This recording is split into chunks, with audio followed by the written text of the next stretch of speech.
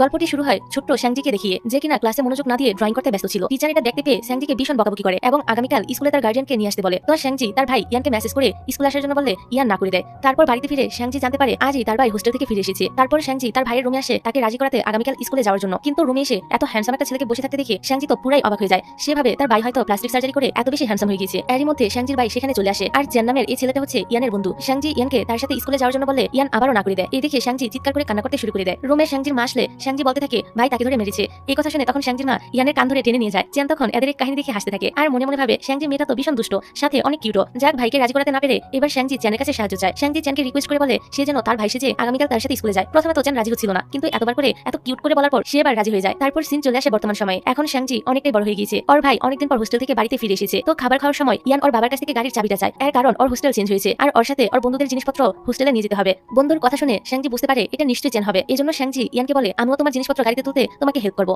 ইয়ান তো শ্যাংজিকে কিছুতেই সাথে করে নিয়ে যেতে চাইছিল না, কিন্তু বাবা মায়ের কথায় তাকে শ্যাংজিকে সাথে করে নিয়ে যেতেই হয়। তারপর শ্যাংজি দাঁড়িয়ে দাঁড়িয়ে গাড়িতে রাখা একটা পুতুল দেখছিল, যেটা ছিল চেনের। তখনই পিছনে ফিরে শ্যাংজি দেখে যাকে দেখার জন্য সে এখানে এসেছিল সে অলরেডি এখানে এসে হাজির হয়ে গিয়েছে, অর্থাৎ চেন। চেনকে দেখে শ্যাংজি তো খুবই খুশি হয়। সে এত বেশি খুশি হয় যেন পুরো পৃথিবী এসে পেয়ে গিয়েছে। শত হলে ছোটবেলার ক্রাশ বলে কথা। যাক, তারপর তারা দুজন মিলে ইয়ানের সব জিনিসপত্র হোস্টেলে পৌঁছে দেয়। শ্যাংজি ইয়ানের বাকি সব বন্ধুদের সাথে পরিচিত হয়। এদিকে চেন তখন তার পার্ট টাইম জব করার জন্য চলে যায় আর শ্যাংজিও বাড়িতে ফিরে আসে। তবে ভুল করে শ্যাংজি তার একটা নোটবুক চেনের ওই রুমে ফেলে রেখে এসেছিল। রাতে যখন শ্যাংজি চেনের ওই পুতুলটা দেখছিল, যেটা কিনা আজ সকালে চেনি তাকে দিয়েছিল, সে এখানে পুতুলটা দেখছিল আর চেনের কথাই ভাবছিল। এরই মধ্যে পড়ার সময় শ্যাংজি তার নোটবুকটা কোথাও খুঁজে না পেয়ে তার মনে পড়ে এটা তো সে তার ভাইয়ের হোস্টেলে ফেলে এসেছে। শ্যাংজি তার ভাই ইয়ানকে কল করলে অপর পাশ থেকে কলটা রিসিভ করে চেন। শ্যাংজি চেনকে ওর নোটবুকের কথা বলে আগামীকাল বাস স্টপে তার জন্য ওয়েট করতে। সে শ্যাংজিকে তার নোটবুক ফিরিয়ে দিয়ে যাবে। এই কথা শুনে শ্যাংজি অনেক খুশি হয় আর সে অনেকগুলো অ্যালার্ম সেট করে রাখে যাতে কোনোভাবেই কাল তার লেট না হয়। পরের দিন সকালে শ্যাংজি ঠিক সময় মতো বাস স্টপে চলে এসেছিল, কিন্তু চেন তখনই সে পৌঁছায়নি। শ্যাংজির তখন সেদিনের কথা মনে পড়ে। ছোটবেলায় যেদিন সে চেনকে টিচারের সাথে দেখা করতে যেতে বলেছিল, সেদিনও চেন অনেকটাই লেট করে এসেছিল। চেন প্রথমে শ্যাংজিকে সরি বলে দেরিতে আসার জন্য, তারপর টিচারের সাথে কথা বলে খুব সহজেই শ্যাংজির বিষয়টা হ্যান্ডেল করে নেয়। এখানে শ্যাংজি এসব কথাই ভাবছিল, এরই মধ্যে চেনও চলে আসে। চেন শ্যাংজিকে একটা মিল্কের বোতল দেয়। তবে শ্যাংজির মিল্কে অ্যালার্জি থাকার সত্ত্বেও সে ওই মিল্কের বোতলটা নিজের কাছে রেখে দেয়, কেননা এটা তো তাকে চেন দিয়েছে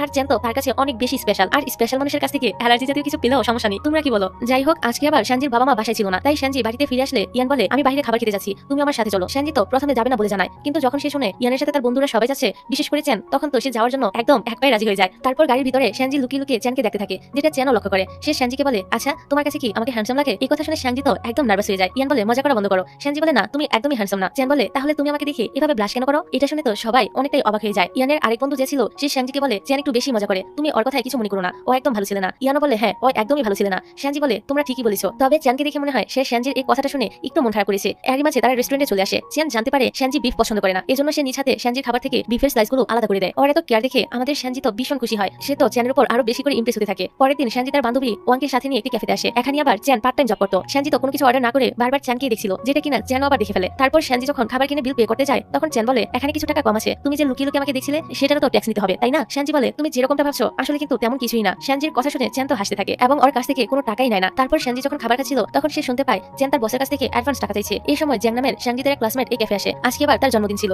সে শ্যাংজিকে তাদের সাথে নিয়ে যায়। সবাই মিলে জ্যাং এর জন্মদিনটা খুব সুন্দরভাবে সেলিব্রেট করে। জ্যাং আবার শ্যাংজিকে পছন্দ করে। একটা সময় সে শ্যাংজিকে প্রপোজাল করতে যাবে, তবে শ্যাংজি সেটা আগে থেকে বুঝতে পেরে এখান থেকে বাইরে চলে যায়। জ্যাংও তার পিছু পিছু যায়, যেটা দেখে ওয়াং এর একদমই ভালো লাগে না, কারণ ওয়াং আবার মনে মনে জ্যাংকে পছন্দ করতো। এদিকে বাইরে এসে জ্যাং শ্যাংজিকে বলে আমি ছোটবেলা থেকে তোমাকে অনেক পছন্দ করি, তুমি আমার ফার্স্ট লাভ। তবে শ্যাংজি স্পষ্ট জানিয়ে দেয় সে তাকে শুধুমাত্র বন্ধু ভাবে, তার থেকে বেশি কিছু সে ভাবতে পারবে না। এখন সে যেন তাকে এসব কিছু বলে তাদের ফ্রেন্ডশিপটা নষ্ট না করে দেয়। শ্যাংজির কথা শুনে জ্যাং তো অনেক কষ্ট পায়, তাই সে একদম বাচ্চাদের মতো করে কান্না করতে শুরু করে দেয়। অন্যদিকে চেন আবার তাদের দুজনের কথা শুনে ফেলে। চেনকে আসতে দেখে জ্যাং সেখান থেকে চলে যায়। এবার চেন শ্যাংজিকে ওর টাকা ফেরত দিয়ে দেয়, কারণ শ্যাংজি ভিতরে বিলের টাকা রেখে এসেছিল। শ্যাংজি চেনকে জিজ্ঞাসা করে তোমার কি টাকার সমস্যা চলছে? তুমি চাইলে আমাকে বলতে পারো, আমি তোমাকে সাহায্য করতে পারি। চেন তো শ্যাংজির কাছ থেকে কোনো টাকাই নিতে চাইছিল না, এই জন্য সে তাকে মানা করে দেয়। তারপর দেখা যায় স্কুলে শ্যাংজি ওয়াং এর সাথে কথা বলার চেষ্টা করছিল, কিন্তু ওয়াং তাকে ইগনোর করতে থাকে। শ্যাংজি বুঝতে পারছিল না ওয়াং তার সাথে এমনটা কেন করছে। এদিকে প্লেগ্রাউন্ডে দেখা যায় জ্যাং এর রেস চলছে। ওয়াং জ্যাংকে চেয়ার আপ করছিল। এটা দেখে শ্যাংজি বুঝতে পারে ওয়াং কেন তার সাথে কথা বলছে না। তারপর হাই জাম্প কম্পিটিশন শুরু হয়ে যায়। টিচার আবার সেখানে শ্যাংজির নামও দিয়ে দিয়েছিল। এখানে আবার ইয়ান আর চেন ভলেন্টিয়ারের কাজ করছিল। হাই জাম্প করতে গিয়ে শ্যাংজি পড়ে গিয়ে পায়ে ব্যথা পেয়ে যায়। ইয়ান এসে তাড়াতাড়ি করে তাকে কাঁধে তুলে নেয়। টিচার চ্যানকে বলে তুমি তো শ্যাংজির ভাই, তাহলে এই ছেলেটাকে?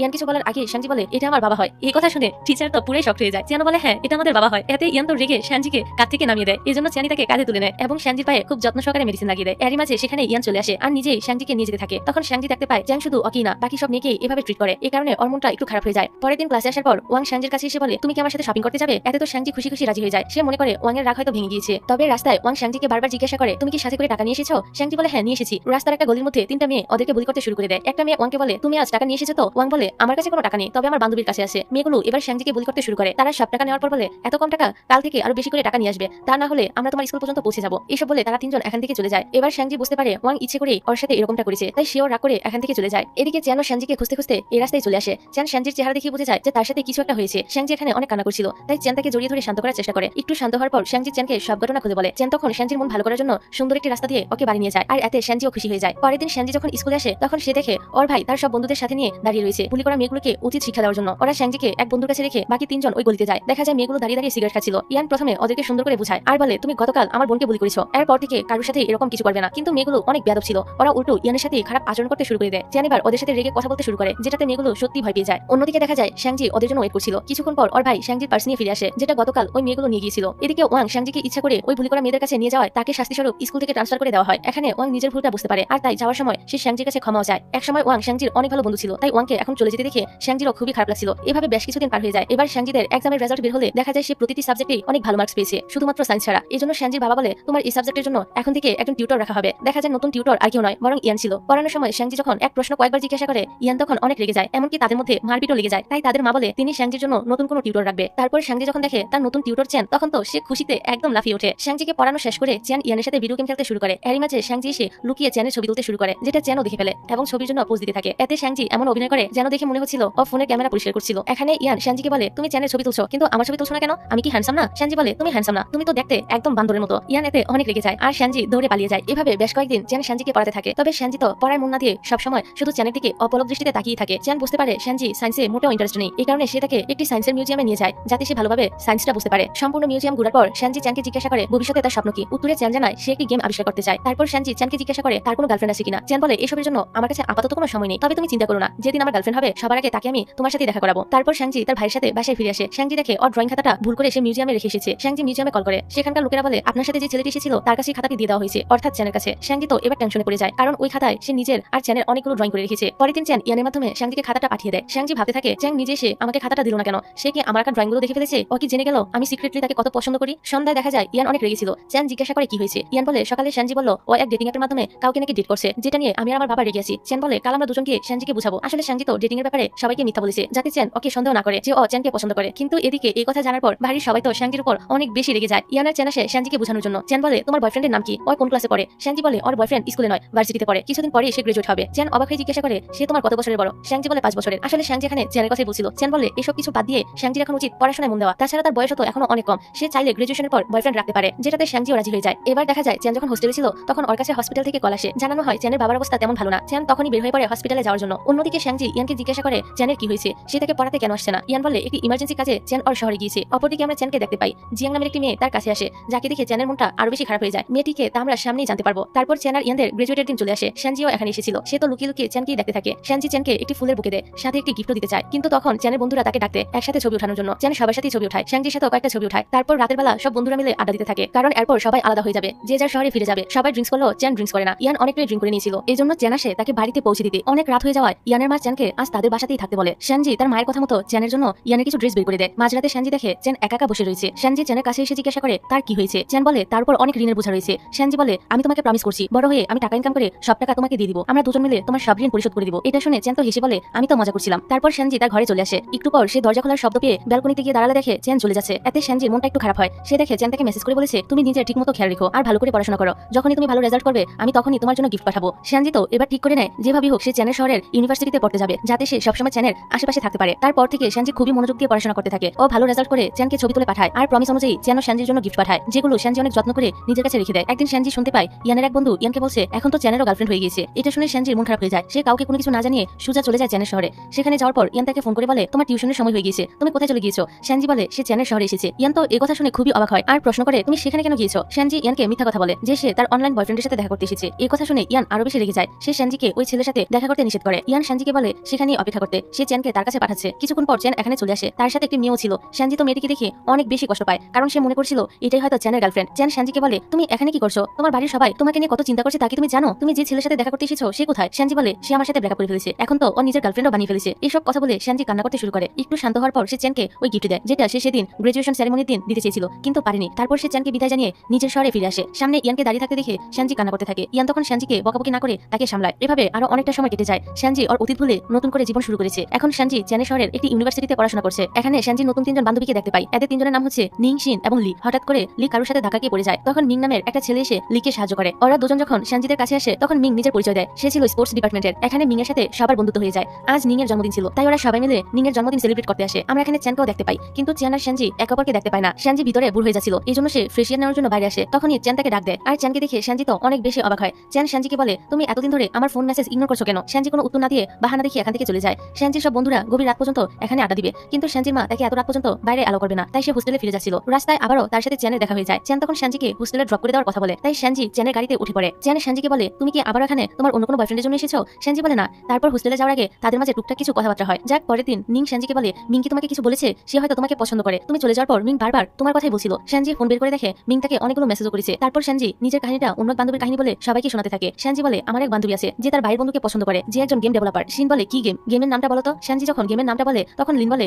এটা তো এবছরের সবচেয়ে হিট একটা গেম, আমি তো এতক্ষণ এটাই খেলছিলাম। অর্থাৎ চ্যান তার স্বপ্নটা পূরণ করে ফেলেছে। পরের দৃশ্যে দেখা যায় সেনজি চ্যানকে ডিনারের জন্য ইনভাইট করেছে, কেননা সে আগের দিন তাকে হোস্টেলে ড্রপ করে দিয়ে গিয়েছিল। চ্যান জানায় এই সপ্তাহে সে অনেক ব্যস্ত থাকবে, তবে পরের সপ্তাহে সে তার সাথে অবশ্যই ডিনারে যাবে। এতে সেনজিও রাজি হয়ে যায়। তারপর সেনজিরা সবাই ইউনিভার্সিটিতে যায়। মিং সেনজিকে কিছু বলতে যাবে, তার আগে সেখানে নিং আর মিং এর এক বন্ধু যার নাম কিয়াং সে এসে উপস্থিত হয়। জানা যায় তারা দুজন এখন ডেট করছে। এতে সবাই তাদের জন্য অনেক খুশি হয়। অন্যদিকে দেখা যায় জিয়াং নামের সেই মেয়েটা চ্যানের জন্য পার্সেল পাঠিয়েছে। চ্যান মেসেজ করে জিয়াংকে বলে, আমি তোমার সব টাকা পরিশোধ করে দিয়েছি, তাই ভালো হবে যদি এখন থেকে তুমি আমার থেকে দূরে থাকো। চ্যানের এই কথায় জিয়াং তো অনেক রেগে যায়। এদিকে চ্যান কাজ নিয়ে এতটাই ব্যস্ত থাকে যে ঠিকমতো খাওয়া দাওয়ার সময় পায় না, এই জন্য শরীরটা একটু খারাপ হতে থাকে। আজ আবার চ্যানের সেনজির সাথে ডিনারে যাওয়ার কথা ছিল, শরীরটা খারাপ হয়। চ্যান সেনজিকে ফোন করে বলে আজ সে আসতে পারবে না। সেনজি চ্যানের কথা শুনে বুঝতে পারে ওর শরীরটা খারাপ, তাই সেনজি চ্যানের বাসায় এসে চ্যানকে হসপিটালে নিয়ে যেতে থাকে। যাওয়ার সময় সেনজি চ্যানের সাথে দেখা খায়, আর অ্যাক্সিডেন্টলি চ্যান সেনজির কপালে কিস করে ফেলে। ফলে দুজনের মধ্যে একটা অকওয়ার্ড পরিস্থিতি সৃষ্টি হয়। তারপর হসপিটালে চ্যানকে অ্যাডমিট করা হয়, আর পুরোটা সময় সেনজি চ্যানের খেয়াল রাখতে থাকে। সেনজির এত খেয়াল দেখে চ্যান বলে, তুমি তো দেখছি অনেক বড় হয়ে গিয়েছো। সেন বলে, যাক তাহলে তুমি নোটিস করেছো, আমি তো ভেবেছি এখনো তুমি আমাকে ওই পিছিয়ে মেয়েই ভাবো। তারপর দেখা যায় নিউ ইয়ার পার্টিতে সেনজির সব ফ্রেন্ডরা গেল, সে তাদের সাথে যায় না। তখন চ্যান সেনজিকে কল করে ডিনারে ডাকে, কারণ আগের বার সে অসুস্থ হয়ে যাওয়ার ফলে ডিনারে যেতে পারেনি। তারপর রাতে ওরা দুজন একসাথে ডিনারে যায়। চ্যান বলে, হসপিটালে তুমি আমার অনেক খেয়াল রেখেছো, তাই আজকে ট্রিট আমার পক্ষ থেকে। ওরা দুজন কথা বলছিল, তখন জিয়াং তার এক বান্ধবীর সাথে এই রেস্টুরেন্টে আসে। চ্যানকে অন্য একটি মেয়ের সাথে দেখে জিয়াং তো প্রচন্ড রেগে যায়। সে এসে গ্লাসের পানি চ্যানের মুখে ছুড়ে দেয়। এটা দেখে সেনজিও রেগে জিয়াং এর গায়ে পানি ছুড়ে দিয়ে বলে, তোমার সাহস হয় কি করে চ্যানের গায়ে পানি ফেলার? জিয়াং ওদের সাথে অনেক খারাপ ব্যবহার করছে দেখে রেস্টুরেন্টের মালিক তাকে এখান থেকে বের করে দেয়। বাইরে আসার পর সেনজি চ্যানকে জিজ্ঞাসা করে এই মেয়েটাকে। চ্যান বলে, ওর সাথে এখন আর আমার কোনো পরিচয় নেই। এরই মাঝে স্নোফল শুরু হয়। সেনজি তখন চ্যানের জন্য সৃষ্টিকর্তার কাছে দোয়া করে।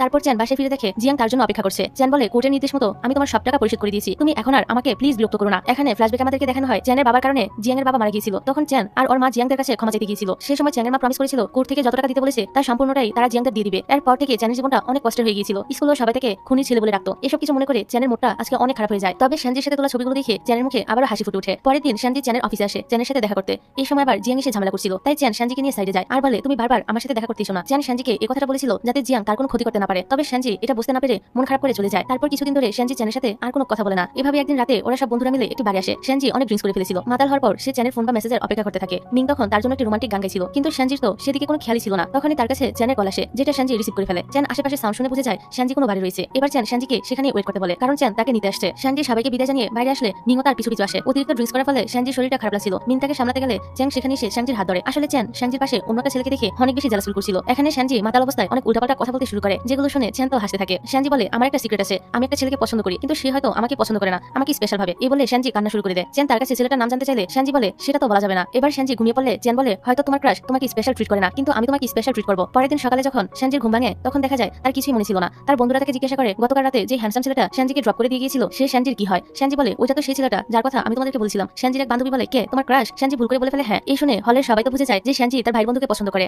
যাক, পরের দৃশ্যে দেখা যায় সেনজি তার বাড়িতে যাচ্ছিল। চ্যান আসে তাকে এয়ারপোর্টে ড্রপ করে দিতে। তখনই এখানে মিং এসে বলে, গতকাল রাতে ওই গানটা আমি তোমার জন্য গিয়েছিলাম, আসলে প্রথম দেখাতেই আমার তোমাকে ভালো লেগে গিয়েছিল। সেনজি তো এসব কিছু শুনে অনেকটাই অবাক হয়ে যায়। সেনজি বলে যে সে অন্য কাউকে পছন্দ করে, আর এই কথাটা শুনে মিং এর মনটা ভেঙে যায়। এদিকে গাড়ির ভিতর চ্যান সেনজিকে জিজ্ঞাসা করে, ওই ছেলেটা কে ছিল? এটা কি তোমার সেই ক্রাশ যার কথা গতকাল তুমি আমাকে বলেছিলে? সেনজি বলে, মিং তার ক্রাশ নয়, তার ক্রাশ অন্য কেউ। চ্যান সেনজিকে বলে, তুমি কেমন ছেলে পছন্দ করো? সেনজি কোনো উত্তর দেয় না, উল্টো চ্যানকে প্রশ্ন করে, তোমার এখনো কোনো গার্লফ্রেন্ড নেই কেন? চ্যান বলে, আমারও মনে হচ্ছে এখন আমার কোনো গার্লফ্রেন্ড বানানো উচিত, তুমি কাউকে খুঁজে দাও। সেনজি বলে, আমার বন্ধুরা তো সবাই আমার বয়সেরই। চ্যান বলে, কোনো সমস্যা নেই, 20 বছর বয়স হলেই হবে। এটা শুনে সেনজি তো অবাক, এর মানে চ্যান চাইলে সেনজিকে ডেট করতে পারে। এসব কথা বলে চ্যান তো খুব খুশি হচ্ছিল। সে সেনজিকে একটা হিন্ট দিয়ে দিয়েছে যে ওরা চাইলে রিলেশনে যেতে পারে। সেনজি এরপর তার বাড়িতে চলে আসে। সে সবার জন্য কিছু না কিছু গিফট নিয়ে এসেছিল। সেনজি অনেকদিন পর বাসায় ফিরেছে, এই জন্য সবাই মিলে অনেক আনন্দ করতে থাকে। কিছুদিন পর ইয়ানের এক বন্ধুর বিয়ে ছিল, তো সেনজিও ইয়ানের সাথে আসে ওই বিয়েতে অ্যাটেন্ড করতে। খাবার টেবিলে বসে সেনজি স্ট্রবেরি খেতে যাচ্ছিল, কিন্তু তার আগেই কেউ সেটা নিয়ে খেয়ে ফেলে, যেটা চ্যানও দেখতে পায়। বিয়ে শেষ হলে সেনজি যখন একা বাড়ি ফিরতে যায় তখন চ্যান বলে, চলো আমি তোমাকে ড্রপ করে দিচ্ছি। তবে যাওয়ার আগে সে সেনজির জন্য স্ট্রবেরি কিনে নেয়। সেনজি তখন খুশি হয়ে স্ট্রবেরিগুলো খেতে থাকে এবং চ্যানকেও খেতে বলে। চ্যান বলে, তোমার হাতটা সামনে নিয়ে আসো। তারপর সে নিজে সেনজির হাত থেকে স্ট্রবেরিটা খেয়ে নেয়। এতে করে সেনজি অবাক হলো, চ্যান কিন্তু মনে মনে অনেক বেশি খুশি হচ্ছিল। চ্যানের কর্মকাণ্ড দেখে বুঝাই যাচ্ছিল যে সে সেনজির সাথে ফ্লার্ট করতে শুরু করেছে। তারপর তারা সেনজিদের বাসার সামনে চলে আসে। চ্যান সেনজিকে বলে, তুমি কি আগামীকালই হোস্টেলে ফিরে যাচ্ছ? আমিও কাল ফিরে যাবো, তাই চলো একসাথে যাই। সেনজি বলে, হ্যাঁ, সে কালই ফিরে যাবে। চ্যান সেনজিকে একটি ব্রেসলেট গিফট করে।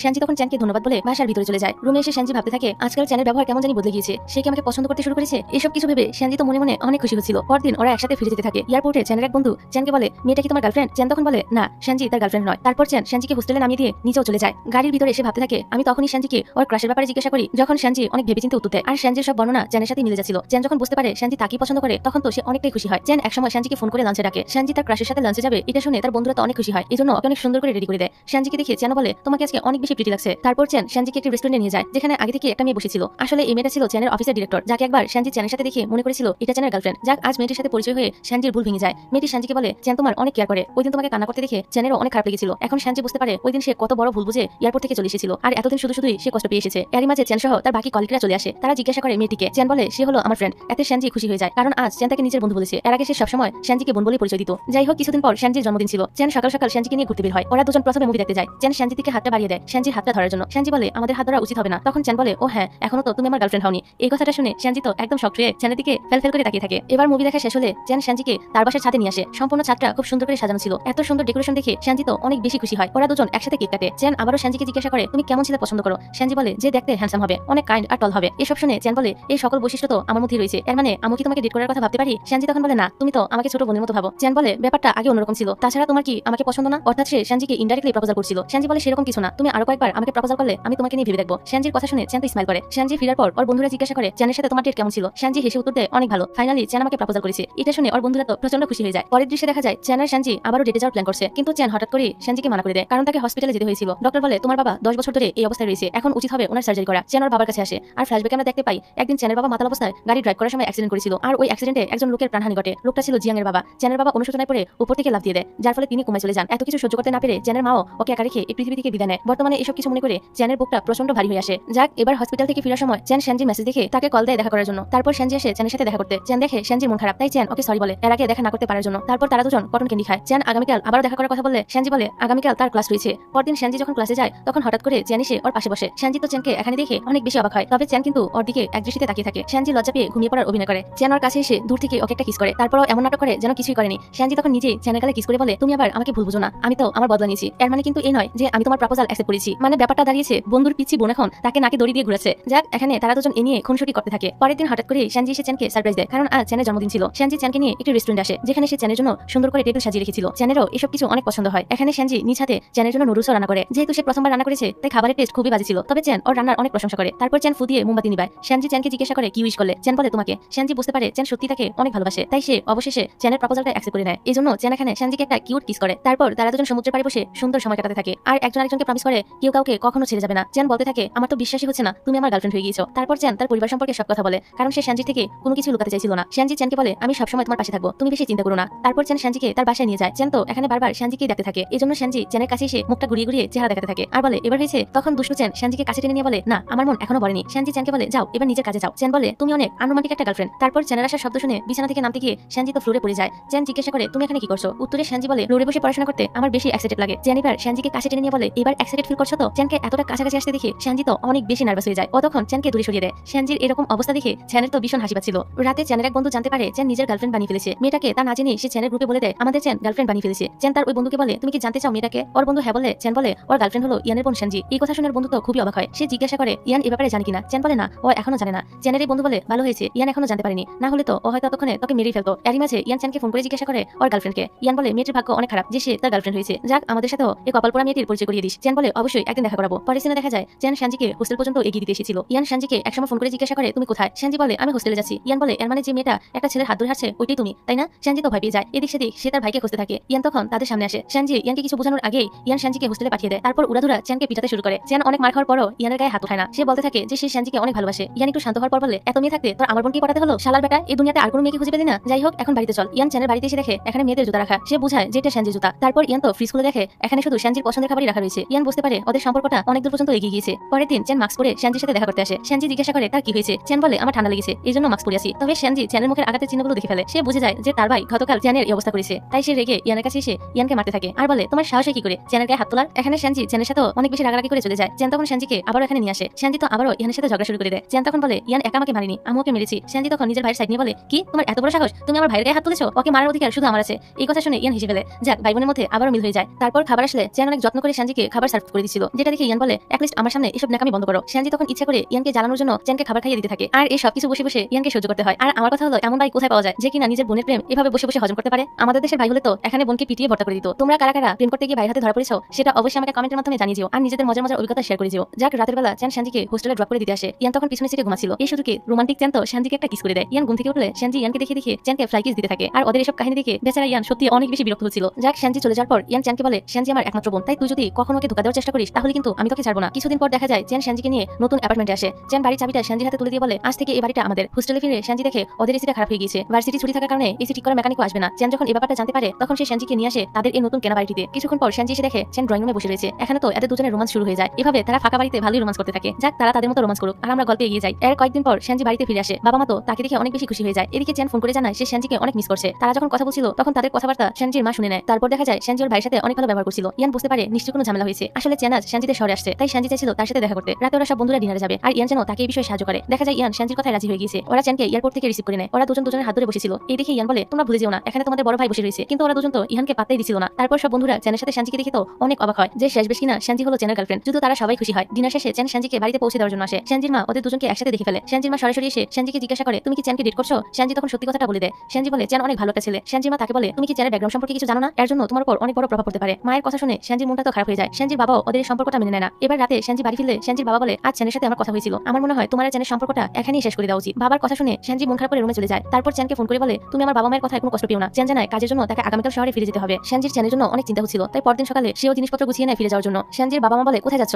শ্যানজি বলে, আমি এখন বড় হয়ে গিয়েছি, এখন আমি নিজের ডিসিশন নিজে নিতে পারি। তোমরা হয়তো চেনকে বিশ্বাস করো না, তবে একবার তোমরা আমার উপর বিশ্বাস করে দেখতে পারো। চেন সত্যি আমাকে অনেক বেশি ভালোবাসে। তাছাড়া আমিও চেনকে অসম্ভব ভালোবাসি। তারপর শ্যানজির সাথে চেনের এয়ারপোর্টে দেখা হলে দেখা যায় শ্যানজি কান্না করছে। চেন জিজ্ঞাসা করে কি হয়েছে। শ্যানজি তখন বলে, সে তাকে মিথ্যা বলেছিল যে সে এই শহরে আসার পর তাকে ভালোবেসেছে। শ্যানজি আসলে সে ছোটবেলা থেকে চেনকে ভালোবাসে। যেদিন সে তাকে প্রথম তাদের বাসায় দেখেছিল একদম সেদিন থেকেই শ্যানজির মুখে এসব কথা শুনে চেনও অনেক ইমোশনাল হয়ে পড়ে, আর তাকে জড়িয়ে ধরে সামলানোর চেষ্টা করে। এখানে চেন বলে সেও শ্যানজিকে ভীষণ ভালোবাসে। তারপর দেখা যায় হঠাৎ করে চেনের বাবার শরীরটা অনেক বেশি খারাপ হতে শুরু করে এবং তিনি মারা যান। চেন বাইরে এসে দেখে শ্যানজি দাঁড়িয়ে রয়েছে। শ্যানজি চেনকে জড়িয়ে ধরে। চেন তখন নিজেকে আর কন্ট্রোল করতে পারে না। সে অঝরে কান্না করতে থাকে। তার আজকে তার বাবার জন্য অনেক বেশি কষ্ট হচ্ছিল। চেনের এই অবস্থা দেখে শ্যানজি চেনকে সামলাতে থাকে। তারপর তারা দুজন শ্যানজির মায়ের কবরে যায়। শ্যানজি চেনের মাকে প্রমিস করে সে সারা জীবন চেনের পাশে থাকবে, তার খেয়াল রাখবে। পরের দৃশ্যে দেখা যায় শ্যানজির বাবা মা এখন চেনকে মেনে নিয়েছে। চেন ইয়ানকে ধন্যবাদ জানায় তার এত ভালো একজন বন্ধু হওয়ার জন্য। তারপর দেখতে দেখতে শ্যানজির গ্রাজুয়েশনও কমপ্লিট হয়ে যায়। তারা সবাই সেলিব্রেশন করার জন্য সমুদ্রের পাড়ে আসে। সবাই এখানে একসাথে অনেক মজা করে। এরই মাঝে কিয়াংয়ের ইশারায় শ্যানজি নিংকে সাইডে নিয়ে যায়, কারণ ওরা প্ল্যান করেছিল আজ কিয়াং নিংকে প্রপোজাল করবে। কিছুক্ষণ পর ওরা নিংকে নিয়ে আসে, তবে নিং সেখান থেকে সরে যায় আর পিছন থেকে চেন আসে। আসলে এই পুরো প্ল্যানটা করা হয়েছিল শ্যানজির জন্য। শ্যানজি তো এসব কিছু দেখে একদম হতবাক হয়ে যায়। শ্যানজির বাবা মা ভাইও এখানে এসেছিল। চেন তখন হাঁটু গেড়ে বসে শ্যানজিকে বিয়ের জন্য প্রপোজাল করে। শ্যানজিও খুশি খুশি রাজি হয়ে যায় আর তার হাতটা সামনে এগিয়ে দেয়। চেন তখন শ্যানজিকে রিং পরিয়ে দেয়। এই দেখে সেখানে থাকা সবাই অনেক খুশি হয়। তারপর তারা দুজনকে সবাই কিস করতে বলে, আর ওরাও দুজন দুজনকে রোমান্টিক একটা কিস করে। আর এই রোমান্টিক কিসের মধ্যে দিয়ে আমাদের এই রোমান্টিক ড্রামাটা এখানেই শেষ হয়ে যায়।